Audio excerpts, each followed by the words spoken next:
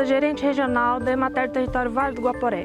Quero aqui, em nome do nosso diretor-presidente, Luciano Brandão, agradecer a todos os colaboradores da Emater do escritório local que não mediram esforços para contribuir com a realização do evento. Não podemos deixar de mencionar o pessoal da Semagre, em nome do Márcio, agradecer a todos. O pessoal da APAI, que serão nossos beneficiadores com a venda do tambaqui.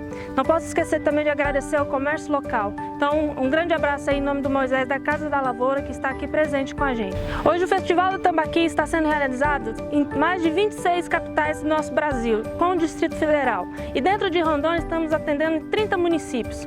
Contamos com você. Não podemos esquecer de agradecer aos nossos produtores que realizaram doações e compra do nosso tambaqui.